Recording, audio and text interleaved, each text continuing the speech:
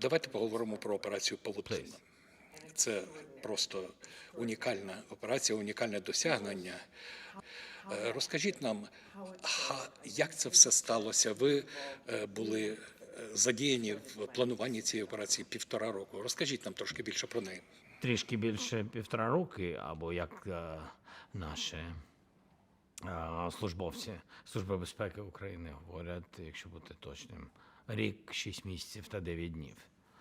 Так, складна операція, я думаю, дуже важлива з точки зору того, що ми розуміли з самого початку війни, особливо коли іранці почали включатися і допомагати шахідами руським бомбити нас дронами. Тоді це було ще десятки, а потім це перейшло на сотні. Але завдяки Ірану це перейшло на сотні, бо вони їм дали ліцензії на будівництво відповідних фабрик, відповідних заводів на території Росії.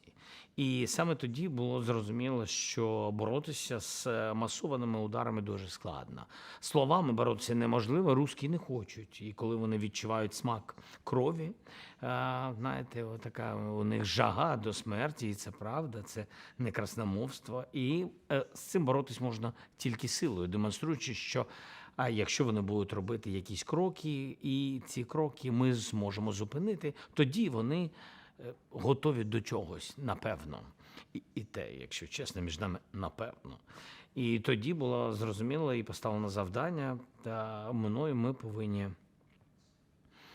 зробити все, щоб русські відчували, що їх удари, нанесені удари їх літаками, їх стратегічною авіацією тощо, ми повинні зупинити. А вже ж весь цей час дипломатично ми працювали, ударів було багато, були тисячі їх операцій проти нас, проти цивільного населення. Але це просто була така, знаєте, катівня, як то кажуть. Тобто просто стріляти по цивільному населенню.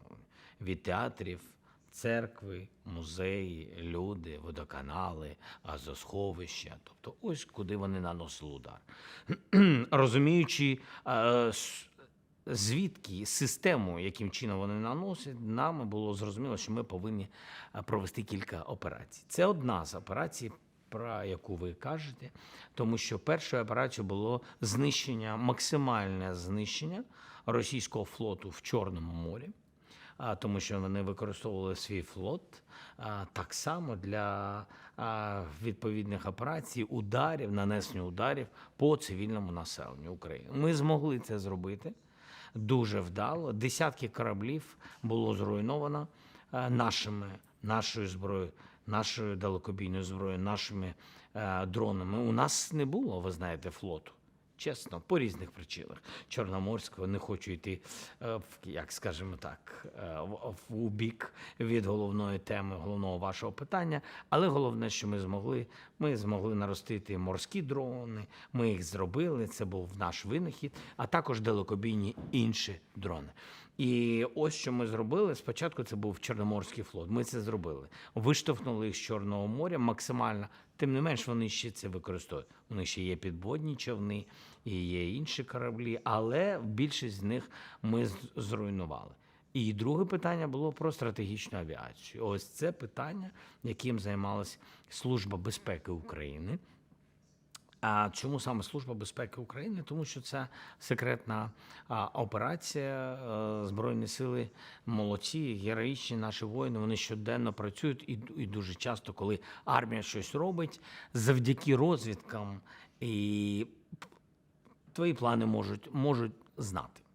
А Служба безпеки працює над такими операціями дуже винятковими, я би так сказав, коли ніхто не може знати і ніхто не залучений до цієї інформації. Вони працювали, правда, у нас була історія пов'язана з Кримським мостом, тому що, окрім кораблів, русські з початку війни використовували Кримський мост для постачання зброї, і тому це була справедлива ціль.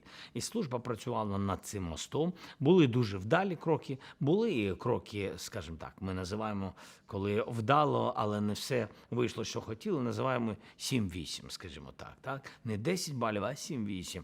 Отак воно було з Кримським мостом, але було на десятку по кораблям.